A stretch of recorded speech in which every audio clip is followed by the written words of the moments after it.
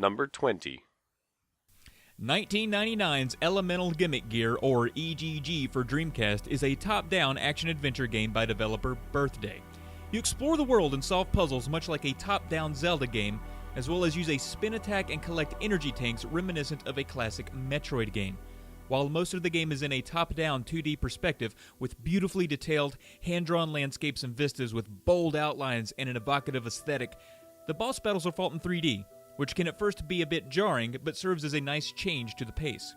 The game's soundtrack lands just right, and complements the world with serene and peaceful melodies that ramp up when bosses are encountered. All in all, EGG is still considered a sleeper hit for Sega, and is a must-play on the Dreamcast.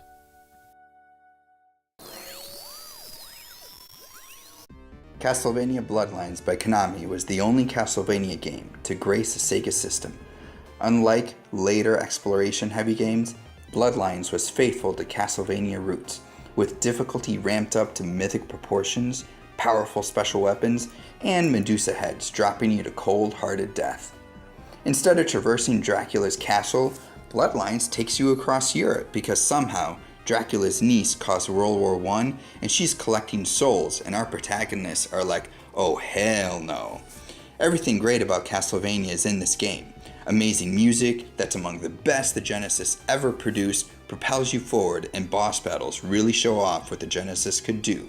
Just play this game.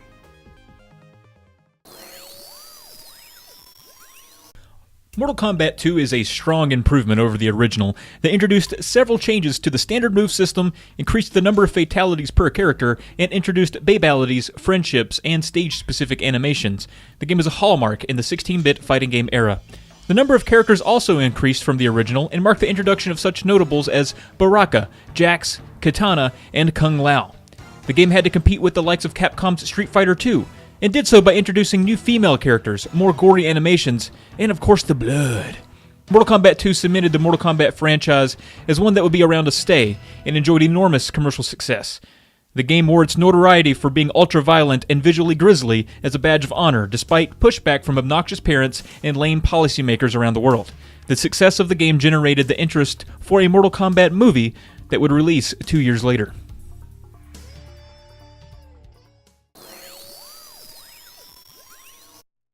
With NHL 94, EA finally had the complete hockey experience packed in a cartridge for new and old fans to enjoy. For the first time, new license agreements with both the NHL and the Players Association meant gamers could play with their favorite players, faithfully represented with exhaustive skill set abilities and in rinks that recreated team-specific organ songs. The most important addition to gameplay is a hockey mainstay, the one-timer. Gretz can now sauce it over to Sandstrom for a blistering ripper into the back of the net. Nothing felt better than that. Sure, fighting and blood was taken out for 94, but now all the chat with friends was about how many times you watched that crazy goal on replay, or how high you got the crowd meter to go, or that time an Al Iafredi slapper smashed right through the glass. Not only does it still rank in most lists as the best hockey game, but most regard NHL 94 as the best sports video game ever to be produced. Space Harrier. Welcome to the Fantasy Zone. Space Harrier is a fast-paced third-person rail shooter where you control your main character who is flying with a jet-propelled laser cannon. How cool is that? You blast your way through colorful stages with its iconic checkerboard landscape and unusual enemy design, such as the Cyclops Mammoth. Waves of enemies and epic boss battles will keep you on your toes as you make your way through 18 stages. With no real story to the game, it's up to your imagination as to what the heck is going on and why, but it doesn't really matter because it's awesome. Number 15. Beyond Oasis.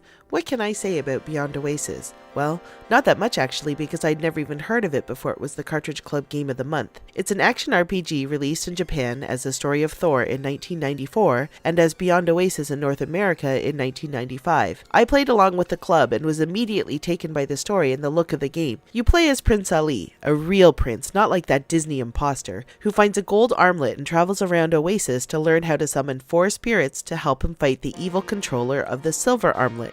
there's a lot I like about this game. The world map is pretty small, and you can't really get lost because there's always a flag telling you where to go, which is great for me because in the game world, just like in the real world, I have a terrible sense of direction. I also really like the variety you get with the different spirits, each with their own unique set of spells. It can get pretty challenging at times, but overall, I'm super happy that the Cartridge Club introduced me to this great game.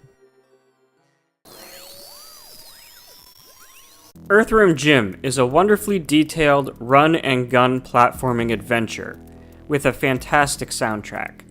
Along with a gun for offense, Jim can be pulled from his supersuit and used as a whip for additional method of attack or swinging to areas not reachable by jumping. Your quest is to save Princess What's-Her-Name from the evil Queen Pulsating, Bloated, Festering, Sweaty, Pus-Filled, Malformed Slug for a Butt, or in short form, Queen Slug for a Butt. Other gameplay elements include rocket racing between asteroids, bungee fight against a wad of snot, and gently steering a submarine while losing your air supply. The game overall is absolutely insane, but in the best possible way, and everything ties together perfectly.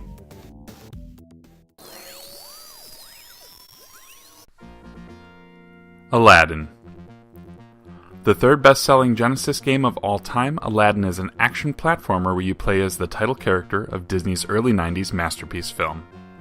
A different release than the one for Super Nintendo, the Genesis version gives Aladdin a sword to combat palace guards as you traverse several levels based on locales from the movie. And with music seemingly pulled straight from the score and highly detailed and perfectly animated character models, you'll feel as though you were living in Agrabah seeking to be more than just a street rat. Aladdin is a must-play for any Disney fan and is a great example of how a licensed title, with the right studio behind it, can pull off something on par with the source material. Aladdin, a whole new world.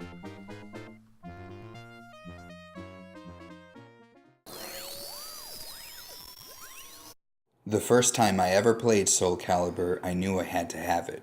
Soul Calibur was a launch title for the Sega Dreamcast in North America, and it did something no other game had ever done before: compel me to buy a non-Nintendo console.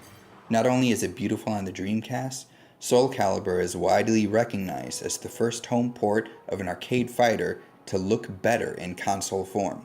Every character was equipped with a weapon, producing fantastic attacks. For the first time in a 3D fighter, you could move freely in 8 directions. Fluid animation and forgiving controls meant combos were easy to pull off in rapid succession, making the game more dynamic than rivals Virtua Fighter and Tekken. This game is fantastic and ranks as my favorite Sega game of all time. Number 11. Outrun. It's a great day for a drive, so grab your girl, put on some tunes, and shift into high gear. It's Outrun, and it's you against the timer.